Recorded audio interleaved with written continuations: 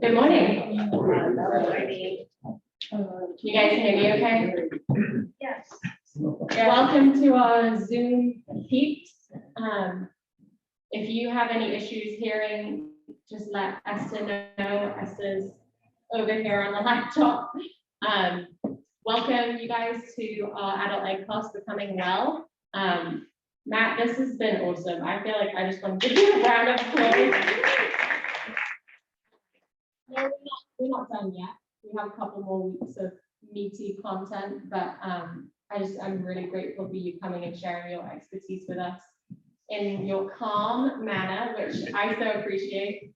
I was noticing last week I was preaching, and I always get a little anxious before I preach, and actually being in this class was so helpful because your calm tone actually did bring down some of my anxiety. So I got to live that experience that you were talking about. You're all invited to join us for worship after this class down at the Tabernacle tent at 81 South Main. It is going to be a little colder today, and so if you have layers, I would bring them. And with that, I'd just love to open us in prayer.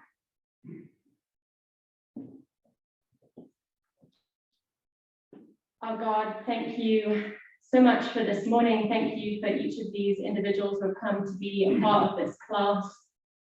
We thank you so much for Matt. Thank you for the life experience that you've given him, the story that he has lived through his childhood, his family, all of the things that have shaped him into who he is today. Thank you for his expertise. Thank you for his passion for this conversation around mental health and around what we can do to attend to our inner lives so that our outer lives, our relationships, our connections with other people can be strengthened, can be healthier, can look more like your love for us, God. I pray that this morning we would listen with open hearts and open minds, that you would speak to us, that by your Holy Spirit we would be transformed over the course of these weeks. And as we discuss these things with our friends, with our family members, with people who we trust in our small groups, our discussion groups, God, thank you so much for the opportunity to learn and to be together this morning. It's in your name that we pray. Amen. Amen. Matt.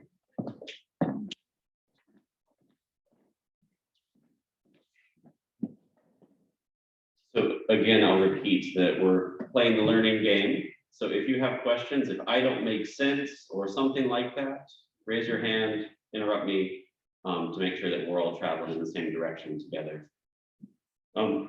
Lindsay, as you mentioned, being anxious before preaching, I share that same experience. And also last week, your parents were here. So I recently had an experience of going home to Little Rock, Arkansas, and the funeral was actually in Pine Bluff, Arkansas. It was my dad's best friend who had died, and he was my godfather. And I stood in this church where my grandparents had helped to build. I had never gotten to meet them. They had died tragically in a plane crash before I was ever born. But I've moved up to this area of the country, and I'm a Presbyterian minister. But back there, I'm just Matt. I'm this kid they knew that would play baseball and would cry and would do this or that. And it was this kind of coming of age experience with me of we make changes in life, and those changes radiate outward from one sphere of our life to other spheres of our life. But the hardest place to make those kinds of changes is with your family of origin. And so preaching in front of your parents, you might have done that many times before, but being able to be who you've become and not regress back to that previous role, especially with your family of origin, can be one of the hardest things to do. I think that might be part of why Jesus says no prophet is welcome in their hometown. It's hard to do that where you come from. So we're going to shift a little bit today. So much of what psychology often focuses on is pathology or problems within an individual, within one person, and how to then be able to address that pathology, to be able to grow, to be able to experience healing, to be able to experience more health. So there was a shift in the 60s and 70s toward what's called family systems or family therapy. And the movement was away from a focus on individual and what's wrong with an individual to what's happening between people. what's going on in the transaction, in the relationship. So instead of, for instance, saying, who is the person that is the most anxious person, the question, and then getting them treatment, the question then becomes, what is the vector of anxiety within the system? In which direction does anxiety go? Which is a very different thing from necessarily who's the most anxious person. With me so far? What's the function of these emotions rather than what's the personality or the psychology of any one individual? So Murray Bowen is one of the founders of family systems, and you would not want him to come to Thanksgiving. So as he was testing out his theory, he was working it out with his own family. And one of the things that he did as an experiment was he had a lot of secrets in his family. Most of us have a lot of secrets in our families. He decided before Thanksgiving, they were going to have the extended family together to write a letter of all of those secrets in the family, mail out that letter to everybody coming to Thanksgiving, and for them to have a chance to read it. And then they all got together and had Thanksgiving dinner together. It didn't go well. He expected that. That was part of the point. The point was not how the dinner would go. The question was, who would we become if we no longer have to work on maintaining all of these secrets? What will become possible if we're not hiding all of these things? If we could actually just be upfront and share what's going on and not have to spend so much of our energy pushing things under the rug and then walking on rugs that are not very flat and have a lot of things underneath them, what would life be like? And he learned that it was not the smoothest way to do it, but that by writing those letters, by unearthing all of those secrets and not having to hide them and not having to avoid them, that their relationships became far healthier than they were before. Of course, he had to be able to endure all of the rage directed to him first for that to happen. I am not recommending that, just to be clear. But the point of it is to say that our secrets have, in the family, in the system, whether from one generation or far generations back, have a profound impact on the ways that we relate to each other. And that by not serving those secrets quite as much, new things become possible in our relationships with each other. That'll probably come up in some of the examples that I use today. So, we human beings aren't static in terms of our personality. Harry Stack Sullivan talked about personality being something that's different in every single relationship, that every single person draws out something different from us. And so it might be, one way to think about it is we have as many personalities as we have relationships. And that's not to say we have multiple personalities in the kind of in the diagnostic sense, but it is to say that every relationship is unique and draws something different out of us. So that is another reason why family systems is important, is because it's not just about what's wrong with one individual, it's unique things happen in all the different relationships. So let's look at how the relationships happen and what's going on in those unique relationships. Another reality is that when any one of us is more stressed, you are automatically going to become more reactive rather than able to experience something, think about it, oh, what am I feeling? Okay, here's how I want to respond, because this is who I am. I'm grounded in my sense of self and my values and what I want to accomplish in this exchange, rather than, you called me a bad name or whatever it is that triggered something inside of me and I react very quickly. When we're more stressed, we're much more likely to be reactive than to be able to be more grounded and to respond. We talked previously about the way the brain has developed, the very wiring of the brain, that we first scan for safety. If you're really stressed and you don't feel safe, you're going to have to react in that sort of way to try to establish safety. The problem is when we try to establish safety in those kinds of ways, oftentimes we can make the situation worse. So I mentioned let's think more about what's the vector of anxiety rather than about who is anxious, who is the most characteristically or endemically the most anxious person. Because problems in families and in systems often get punted somewhere else other than where they properly belong. The most classic example of this, it's why it's called marital and family therapy. is that so often the marital problem doesn't get addressed and it gets punted to one of the children. And if you address it as a problem in the child, that one individual has a pathology and needs to be solved, we will often miss the point of what's going on. So I have a family friend where the daughter is 16 and she was just sent off to boarding school, essentially to be reformed because she had been acting out. Well, in the few previous years, her grandmother, who was like a second mom to her,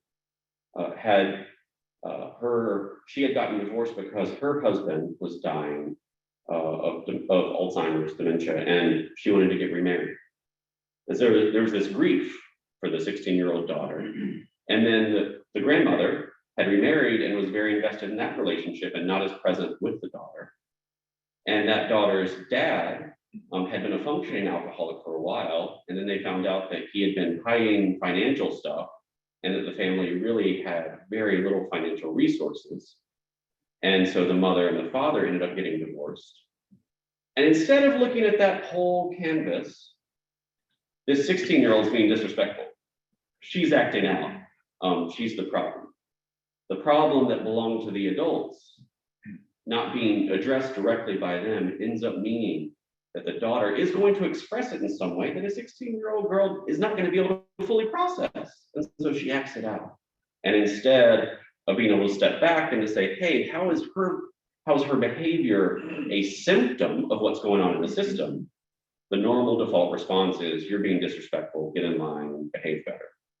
With me so far? If you didn't experience this in some way growing up, you are very lucky. Oftentimes this is the way things happen, because another key term in family systems is triangles. So triangles are the most stable, even if they're not always healthy, form in the universe. A dyad, just two people in a relationship, almost always, when it becomes anxious, draws in some third party in order to be able to keep things together. So one of the sins in Christian community that Paul writes about, that other people write about, is gossip. Part of what's happening in gossip is, instead of directly addressing someone, especially a conflict, you go around and bring in another party. It feels better, you feel less anxious. It's less anxious than having to, say, address the person with whom the problem might be directly.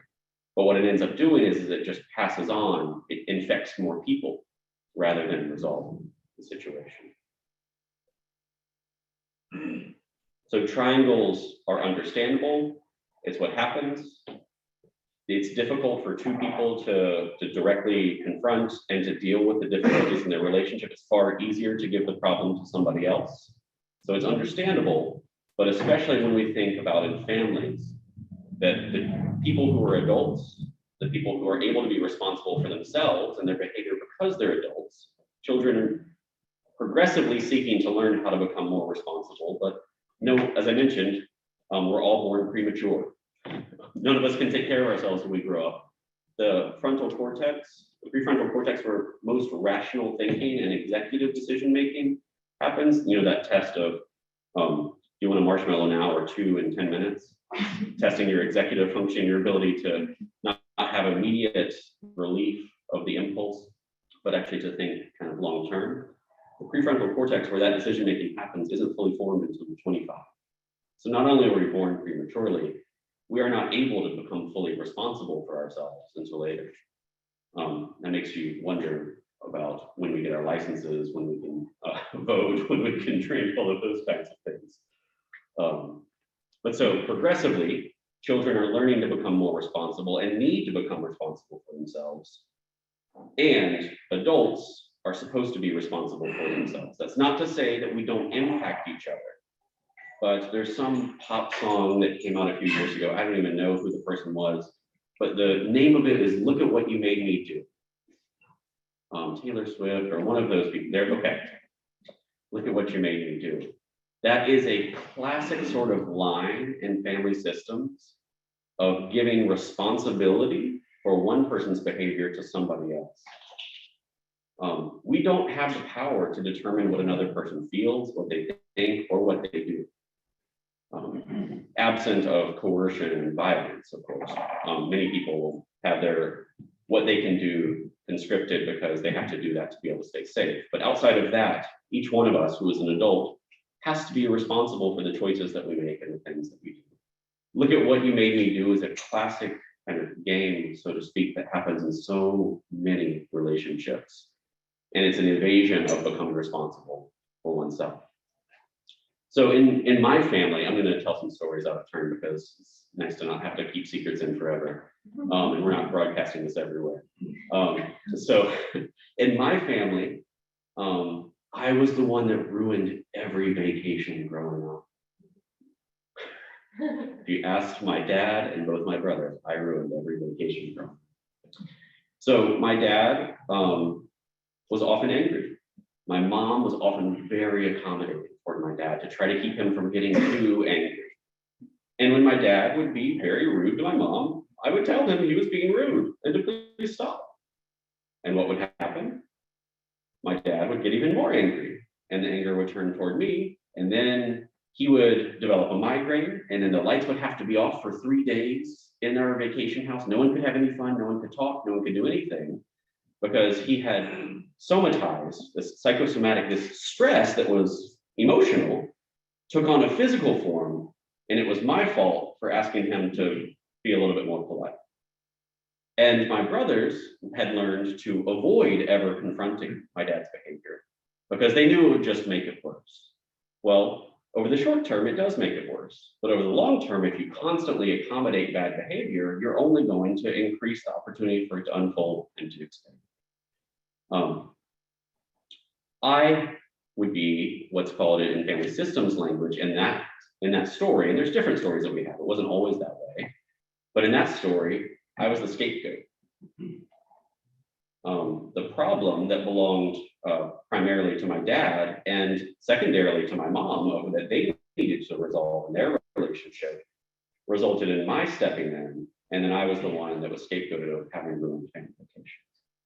Does that resonate with anyone? Have you had any experiences like that where some person that's not the actual responsible person gets blamed and becomes the responsible person so other people don't have to take responsibility for their situation? So it's not to blame people either. That my dad had very good reasons why he had a lot of anger inside of him because some terrible things happened to him growing up that he hadn't gotten appropriate support for.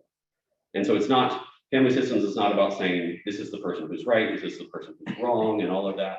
It's about how do we look at the quality of the exchanges to see where the anxiety goes, who is responsible, who's over-functioning, and who might be under-functioning. Who's taking responsibility for other people who are adults versus who is not fully taking responsibility for themselves, who is an adult. And that where you watch, oftentimes where there's over-functioning and under-functioning, where the anxiety goes to another person or to another relationship where it properly belongs, what's happening is that it is less stressful. It feels easier for oftentimes the adults or the parents in the family for the problem to happen that way than to have to deal with kind of what's going on within the marriage or within one of the adults. With me so far?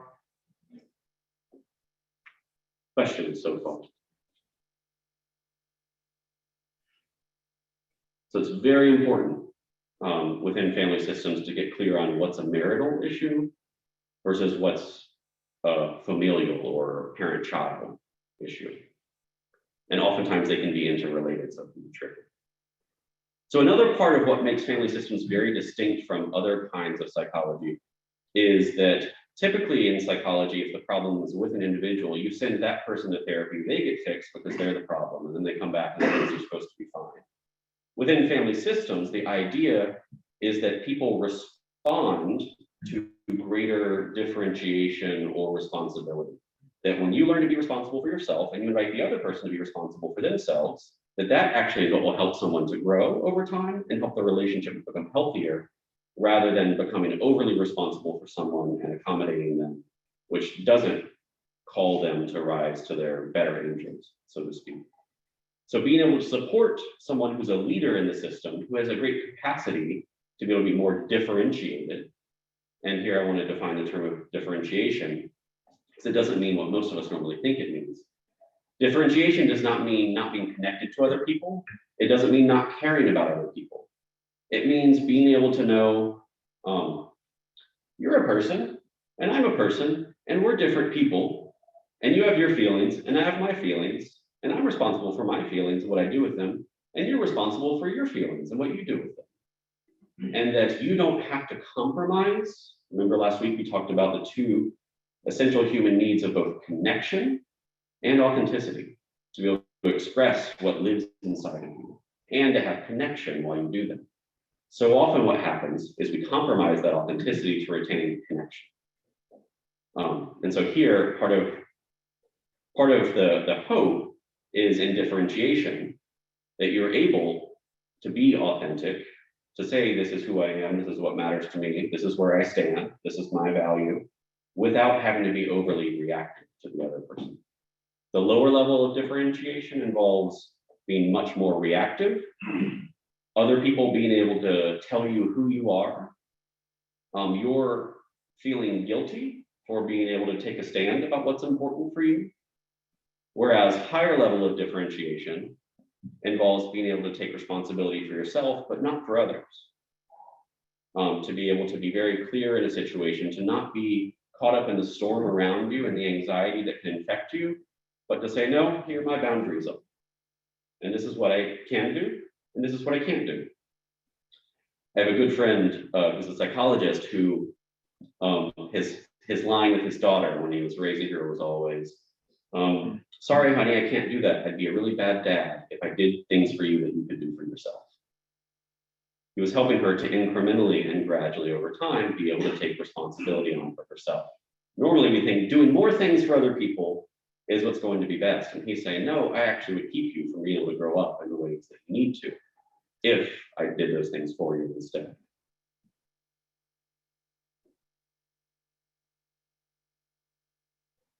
So assuming I'm making some sense so far, I want to share a document that I sent to Lindsay and Susie and some of the group leaders that has a list of questions that kind of connects last week where we talked about attachment psychology with this week around family systems. And you don't have to answer them, but I invite you to be able to reflect on them in your own head as I'm talking about these kinds of theories and these terms, for you to have a chance to apply them and think through how you've lived through some of this kind of stuff and where you might find yourself going or where you might want to go. And of course, now that I'm looking for it, I can't find the document. Here it is. So take kind of a non-judgmental approach and awareness to your own experience and just to look at it before deciding if it's good or bad, just what it is. So when you were growing up, when you were sad or scared, how did you seek soothing? And before any of us thinks that, we shouldn't have needed to seek soothing, that's the very way that we survive in the world. It's a very evolutionarily advantageous thing that babies cry. By being cute and crying is how they get all their needs met. Other people being responsible to help you to soothe is how we survive in the world. Over time, we learn how to self-soothe. But just to think about your experience earlier in life, when you were sad or scared and you needed soothing, where did you go? And how did it go? How did your caregivers respond to your crying? There's a long time, parenting kind of psychology and training has changed a lot over the decades, but for a while, it was thought that if you don't indulge babies crying, they'll stop crying sooner and they'll grow up faster. What we learned is they actually just stop feeling, the feeling get cut off from it. It actually is the appearance of they're growing up faster, but actually it deadens them inside in a certain kind of way. How did your caregivers respond to your anger? This is a very important one. I mentioned that 16-year-old who was acting out. She was communicating something that was very important. But instead, the anger of the child was only interpreted as being disrespectful and needed to be shut down. So as I named in a previous week, the function of anger is to be able, when you feel it, is to always ask yourself, is there an important boundary that I have that's been violated? And is my very being trying to bring that to my awareness so I can say, I might need to reset a boundary right here. That's the primary function of anger. We oftentimes think of anger as only destructive. And so some people have destructive anger, and then we will then try to shove down all of our anger, which is not helpful. Not healthy. So anger is always is something that's often trained out of kids growing up, but that is an essential awareness that all of us need to have in order to be healthy human beings. What we do with it is another thing. How do your caregivers respond to your accomplishments? If you got an A on a test, or if you got a trophy, or whatever it might be, did anybody celebrate you? Or was it, we expected that, or that's not a big deal, or quit being proud or hubristic? Did anyone delight? How do your caregivers impact your relationship with your siblings? So I mentioned how I ruined every family vacation growing up. My dad taught my brothers to believe that. And so the way that he related to me impacted so much of the way that they related to me for a while. Things have changed a whole lot over the course of our lives, because a lot of things have happened. But growing up, they knew how to relate to me based on what he had modeled, what he had taught.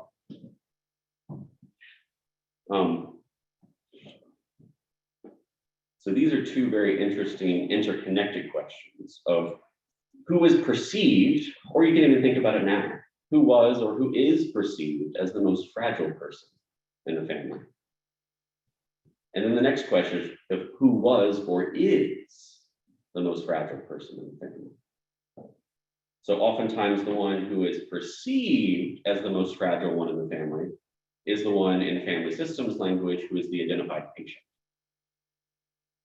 However, oftentimes the one who is the most fragile person is oftentimes where the primary conflict or difficulty or symptom originates, but then it gets passed along to someone else. So an example of this, I was working with a colleague who is a family therapist with a family who had a 13-year-old daughter who had anorexia nervosa. It was severe enough that she needed inpatient treatment for 6 to 8 weeks to be able to get refed to a healthier weight.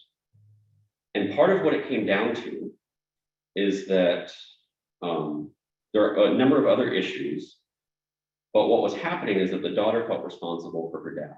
Her dad was very anxious and probably needed to be on some medication and have some therapy for his anxiety disorder. But she felt responsible for his feelings and for his anxiety. And the way it played out was where she would show up on Sunday morning. So her dad is Catholic, and that matters a whole lot to him that his daughter be Catholic. And the daughter's mom, his wife, was evangelical and more charismatic tradition. And the daughter had grown up going to the Catholic church, but then she had decided, I enjoy myself a lot more. It's a lot more fun at that charismatic church, at that evangelical church. I want to go to church there. And the dad interpreted that only as a rejection of him. Whenever she would differentiate, whenever she would want to follow something that mattered to her, was important to her, she had been trained to feel that she was rejecting her dad. She was making her dad anxious, and she was making him sad. And so part of what had to happen in the family therapy was, as soon as she would start talking about herself, and then his anxiety would jump in and constrict her capacity to be able to express who she was and who she was becoming, to jump in to say, hey, what's going on right here? How do you feel? And how do you feel? And to see the way in which the anxiety, he was the most anxious one in the system, but she was the one who had caught it and became responsible for it. And to be able to make sure that the anxiety appropriately was given back to where it belonged, so that he could take responsibility for working with it and becoming less anxious, rather than this 13-year-old girl who was starving herself because she felt utterly responsible for her dad. Oftentimes, the emotional process matters far more than the actual content of what's being discussed. It was church, it could have been anything else. But watching where the anxiety goes and who becomes responsible for whom, and being able to rewire that so that it happens in the appropriate places and in the appropriate people and in the appropriate relationships, ironically, was what allowed her to be able to start eating. Does that make any sense to folks? These problems, these symptoms pop up in all sorts of ways when the anxiety gets transmitted throughout the system. So that was trying to get at the distinction between who's perceived as the most fragile person in the family, the 13-year-old girl, who actually is the most fragile person in the family, the father. So did someone get blamed disproportionately for family problems? Was someone the scapegoat? Did any family members always side with each other? This is around alliances. So think of Jacob and Esau. Jacob's mom, Rebecca, always get the R ones mixed up. Rebecca and Jacob had a special relationship and alliance where together they tricked Isaac into giving Jacob the blessing that belonged to Esau. What are the alliances that exist in a family, and how do they play out to the benefit or detriment of people involved? That was also a secret as well as an alliance. Who apologized and who didn't, which is one way of getting at who is at least attempting to become responsible for themselves and to try to repair the relationship. Oftentimes in most every family, some people apologize too much and some people don't apologize enough. And it's a symptom of the ones who apologize too much are often becoming responsible for other people. And the ones who don't apologize enough are oftentimes having difficulty being fully responsible for what they're doing. What were certain realities unspeakable in the family? Essentially, that's a question around secrets and how those shape us. Did you feel emotionally responsible for any caregivers or for siblings? So it's a classic example when part of my background is living and working with people with intellectual disabilities. And it's a classic experience for the sibling of a child with disabilities becoming very responsible for their sibling, and completely understandably. But oftentimes that child ends up feeling less seen, less attended to, because so much of the energy, understandably and necessarily, goes toward the child who has a disability, who has very clear and visible needs.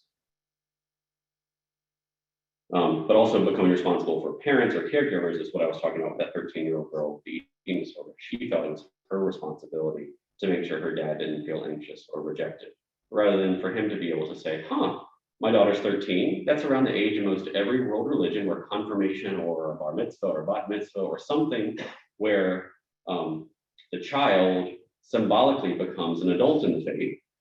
And maybe she should be able to choose. And maybe I should be able to bless that as her dad for her to take her own path. What were the explicit rules about relating to each other? What was not allowed to be done? What was supposed to happen? Versus what were the implicit rules about relating to each other? And when there's a disconnect between what's told and what's shown, it's very confusing for kids. Difference between the explicit versus the implicit rules. When did you get to start to make your own decisions in life? If you were making all of your decisions for yourself when you were in elementary school, you were being asked to be an adult far sooner than you were able to be. If you were 35 and you had to call home to find out which kind of toothpaste you're supposed to get, you're not allowed to become fully responsible for yourself when you need to. And of course, those are somewhat extreme examples. But part of what I'm getting at here is this gradual capacity for parents to help their children become more responsible for themselves. So Brene Brown is a social worker and an author, talks about kind of the bubble wrap generation of children who have never had the chance to fail. And then they go off on their own, say to college or something like that, and they get a C on a test or a D on a test, and they think the world is ending. they've never had the chance to be able to fail because their parents have been too responsible for them. They've shielded them from all consequences. Children need to gradually be able to learn more and more consequences over time, but they can't be given all of them from a young age either. So when did you get to start to make your own decisions? One of the prayers I prayed, I started with my daughter, when she's the older one of our two kids, which was a combination, in hindsight, I see it as a combination of both attachment psychology, which we talked about last week, and family systems this week, was in gratitude for the privilege of getting to parent her, to be her daddy, that she ultimately belongs to God, but I have the privilege of getting to raise her and to care for her and to nurture her. But that also I would have the courage to be able to increasingly over time let go, to let her move out into the world to become the woman that God ultimately is calling her to be. And that's going to be an unfolding process. And it's really hard when she comes home and says, my best friend wasn't at school and nobody wanted to play with me today. And I want to go solve that for her. But she's 7 now. And I say, hey, honey, did you ever think about going asking somebody else to play? Oh, maybe I could do that. And over time, she develops the skills to be able to become responsible and solve more of these problems for herself. Who did you go to for guidance when you needed it? Were you given appropriate guidance? Or did you not have guidance on one end, or on the other end, you were always told what you had to do, and you didn't get the chance to make use of guidance and make good decisions with it?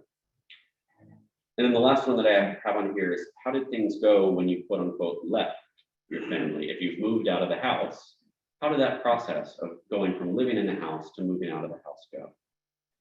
Because part of what happens in family systems is not just when one person differentiates, tries to grow to become more self-responsible, and also is seeking to not become overly responsible for other people and their decisions, is that it messes up the equilibrium or the homeostasis. Families primarily exist to stay together. Very few families have an external mission. When they do, it's a very beautiful thing. It is hard for a group of people to stay together.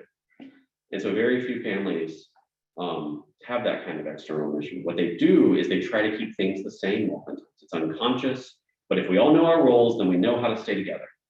So if one person changes and starts growing up over here, the way that we're relating is everyone then is impacted by that, and things start changing. The very process of kids growing up changes the relationship for the adults to the kids, and also typically for the parents to each other. And that learning how to let the system grow and to have new equilibriums, new homeostasis over time can be a difficult process. Questions on that inventory of those questions?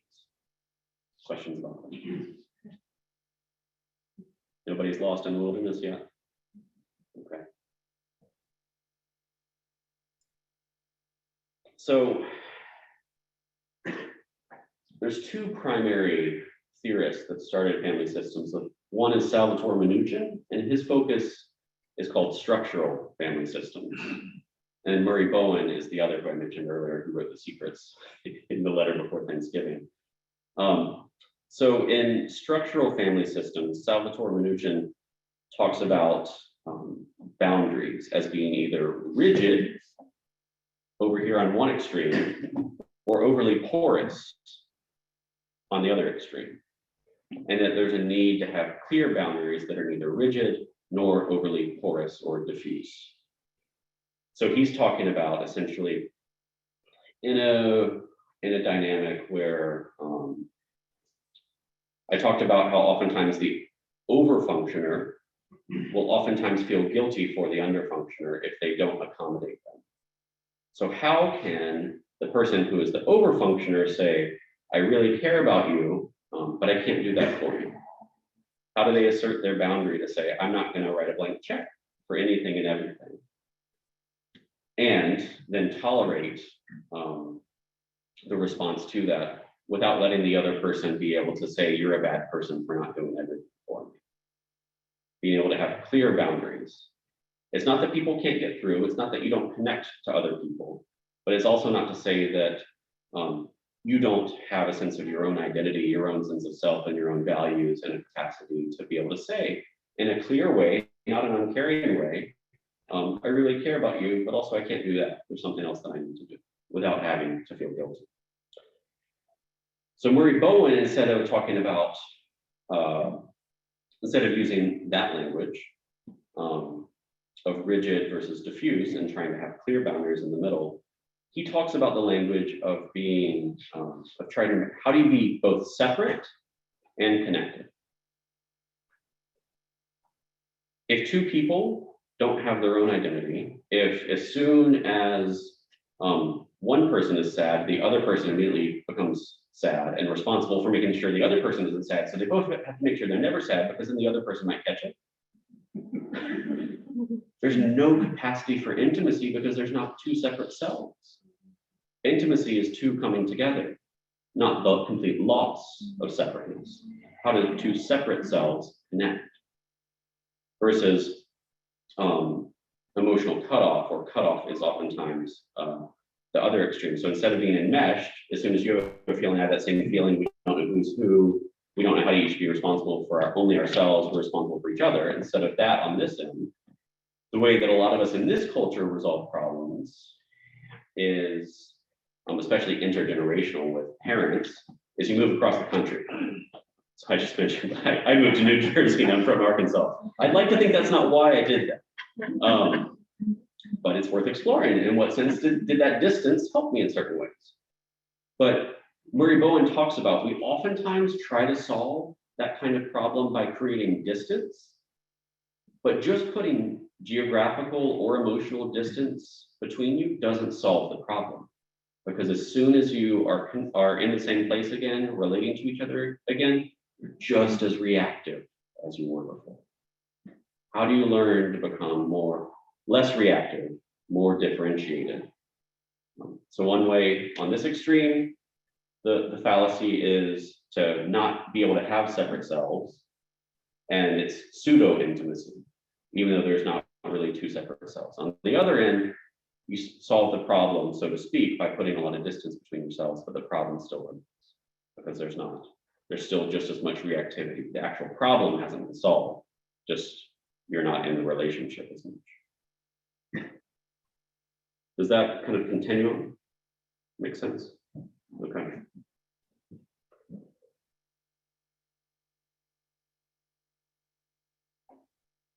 So in addition to these kinds of boundaries and knowing where you begin and where you begin and end and where another person begins and ends, part of what's involved in family systems I mentioned before, overfunction, underfunction, is that sometimes more caring doesn't solve a situation. Sometimes more caring actually makes a situation worse, especially when more caring is only coming from one person and it's actually encouraging dependence and unhealthy differentiation in the other person. So sometimes being able to take a clear stand and to say, here's where my boundaries are, here are the things I can be responsible for, here's the things that I can't be responsible for, that might be the most caring thing in a relationship, is what family systems would say, of helping the other person to be able to be responsible for themselves. It feels very uncaring for classic overfunctioners to do that with other people. They'll often feel guilty, they'll often feel afraid the relationship is going to break, and that everything will be over by asking the other person to become responsible for themselves. Again, almost all of us like the homeostasis of the way things are, and to risk relating in new ways is anxiety producing. It makes things worse typically in the beginning to be able to introduce greater differentiation of self. But the hope is over time, as the other pieces in the system start to rebalance, that it actually can result in growth for everyone.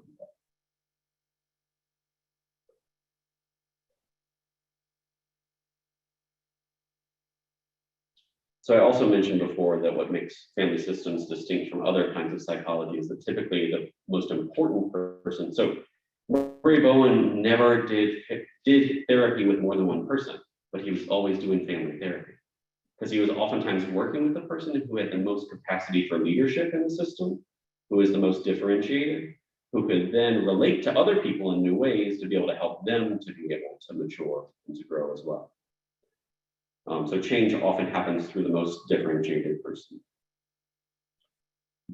So that is to say, by having the healthiest person in the system in therapy is often the way of doing it, rather than sending the least healthy person or the person who's seen as having all the problems to therapy. Therapy can help everyone, but in particular when trying to help systems, when trying to create that kind of culture and a way of relating in the family, parents oftentimes can have more of an impact, of course, than children. So I want to tell a couple stories. Oh goodness, we're coming up on time soon. So I'll tell them quickly. When you get married, two different family stories and emotional processes and family systems collide, and you try to figure out what in the world is going on. So my wife and I jokingly refer to my wife's family as communist Russia. That is, they're all on top of each other, and no one can have a feeling without someone else having to have another feeling. And we refer to my family as libertarian America. That is, everyone will go their own way. We say we're fine with each other, but this is actually how we vacation. When my wife's family goes to the beach, everyone has to go to the beach at the same time. Everyone has to go back to eat lunch at the same time and all of that. When my family goes on vacation, if we eat dinner together that night, then that's a family vacation. Or we might not do anything else together. Neither of which I think in this example is ideal, but we have very different ways of relating.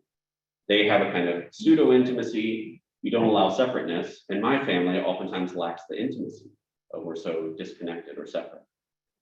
So part of what Rachel and I have had to learn to do is how do we both grow toward the middle, to be both connected and separate in a relationship. So in my wife's family, there are just a ton of pastors and theologians and biblical scholars in the family. Her grandfather was the chair of the Society for Biblical Literature, taught it in the seminary for 40 years. And only recently did my wife learn that within that family lineage, within her dad's side, her grandfather's side, that there was a very strong strain of depression that went through a lot of that family. And that these very gifted men would often marry a woman whose role it became to keep that man healthy, to cheer him up, to be a bright source in his life so that he wouldn't experience that kind of depression or fall to it. A wonderful thing to want to care for another person who experiences such darkness. Now, at the same time, my wife's grandmother is also was a world-renowned biblical scholar herself, but her career kind of took a back seat because she was there to kind of prop up her husband to make sure that he didn't suffer too much. And this has kind of gotten passed through the generations. So early on, when Rachel and I got married, our relationship shifted. And suddenly there was this concern about how I was going to be the more accomplished person and that she was going to have to take a back seat to me. I'm thinking, that's not really who I know myself to be. That's not who I know my wife to be. Lindsay knows her. She's extremely accomplished. She's a senior pastor at Morrisville Presbyterian Church in Pennsylvania. And I realized, oh, this is a family story that's playing out. And at first, what I tried to do was to make myself smaller so that she wouldn't feel as though I was going to outshine her, which I wasn't going to happen anyway, but it was what she was feeling. And over time, I realized that actually only made it worse. And part of what I could do was to shine in the way that I'm supposed to shine, and also to encourage her to do the very same, and to say it doesn't have to be one or the other, which involved tolerating a weird kind of back and forth that felt uncomfortable, because the family story that she had been given was far more comfortable, even though it meant she had to suffer unnecessarily. With me so far? So that was an inherited reality that for her, it was just the water she swam in. She wouldn't have seen it if there wasn't someone from the outside coming in. And to me, it made no sense at first.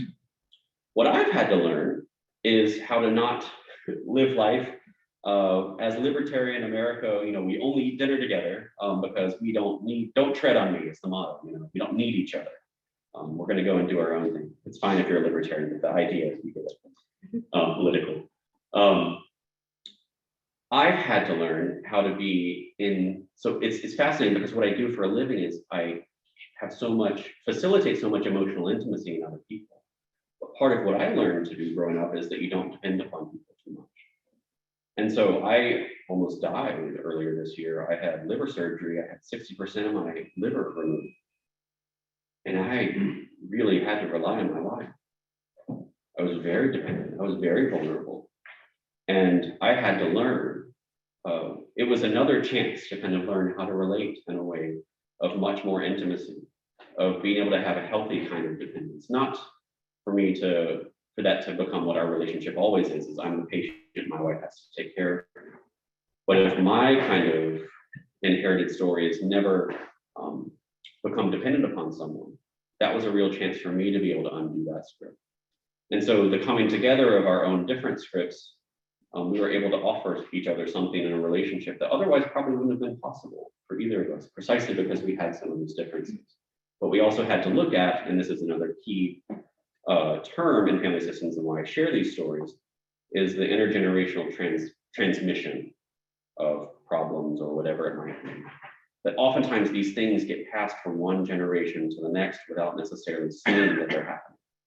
So we talked a few weeks ago, we had that question about the sins of one's parents or grandparents being visited upon a later generation. I happen to think that's not prescriptive theologically. I think that happens to be descriptive of what happens in families. Is if the family, if the challenges, if the problems don't get addressed, they just will be passed on. That's the way things tend to happen.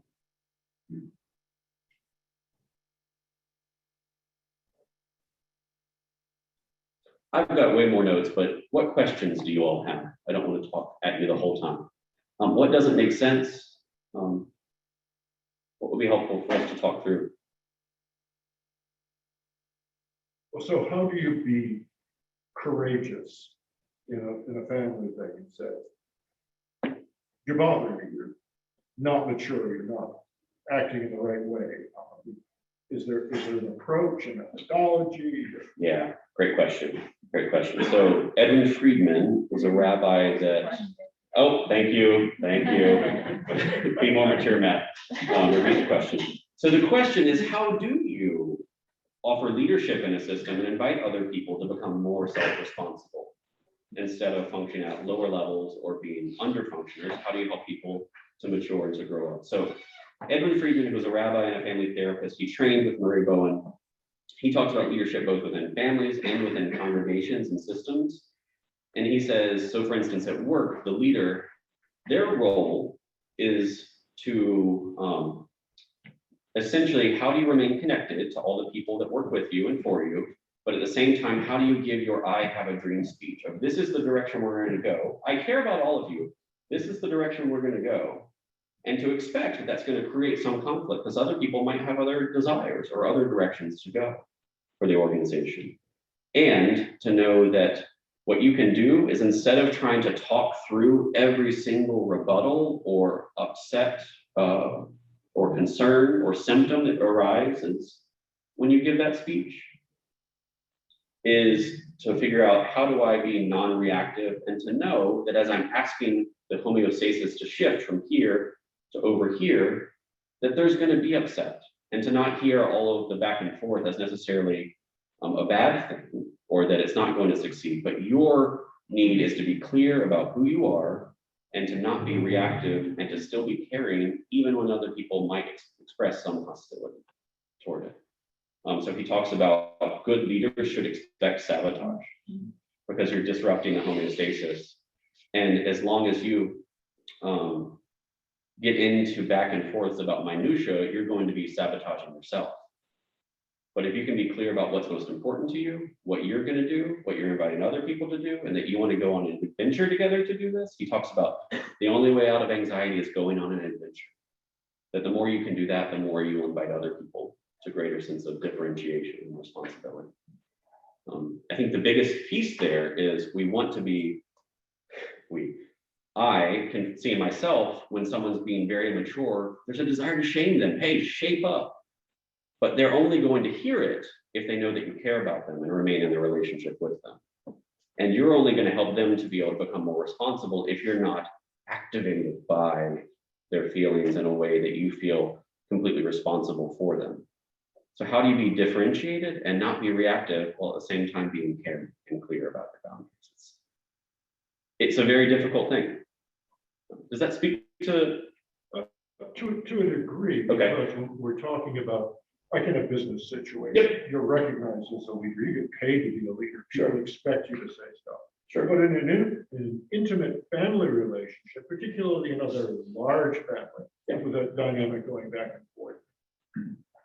come out, and if you are the courageous one who says something, a lot of negativity, there's a lot of pushback.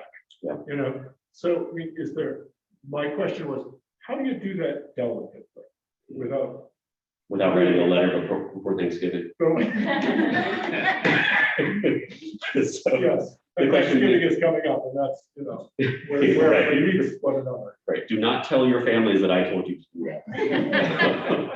So the question is less in a business situation where you're paid and recognized as a leader, and more in, say, an extended family sort of situation. So I think the more you can approach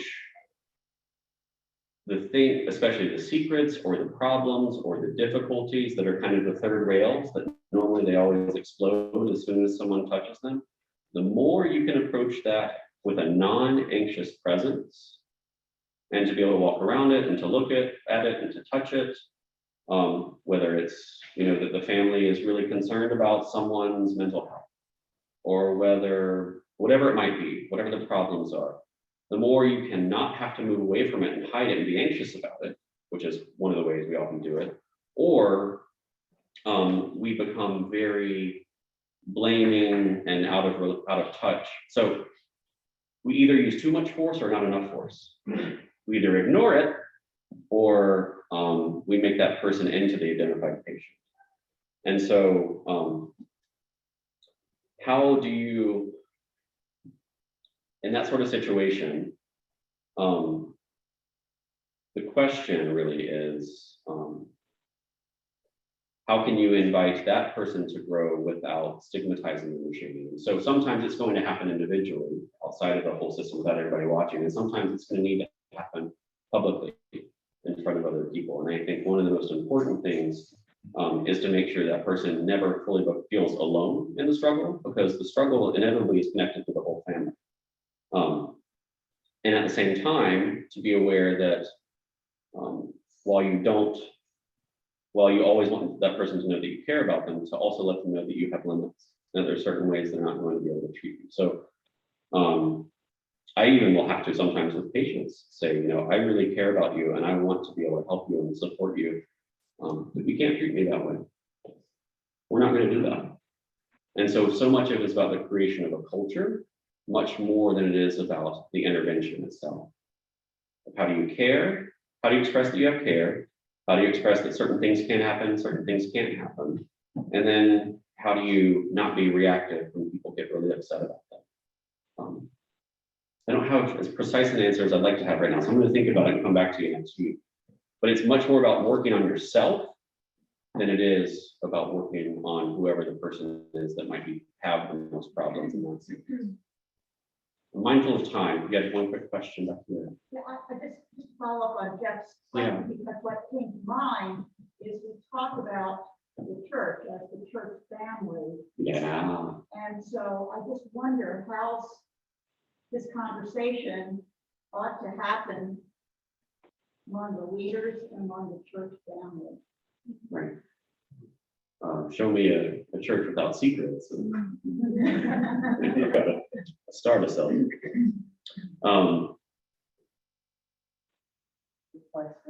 The question is, as we thank you,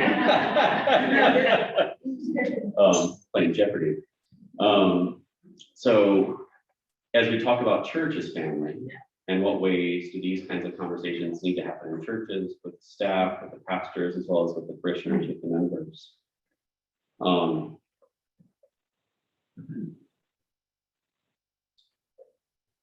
Let me think about that one. I've got a few ideas, but I think that we can start there next week. So next week, I'm going to talk about a few different special topics within mental health related to like addiction, abuse, things of that nature. If there are other topics that come up for you that you would like for us to be able to talk about, feel free to email me and let me know, and I can revise some of that. But we're going to be using some of what we've learned, some of the theories and the applications of it from the past few weeks as we look at some of those things next week. So sorry for punting the question, but I'm going to think about it more because I think it deserves more thought. So Worship is about to start. Lindsay needs to go lead worship, and all of you need to go worship. And I need to go pick up my kids from church. Good to be with you all. Thank you for your engagement, for your investment in your wellness and the wellness of your family and community. And hope to see you or to connect with you online next week.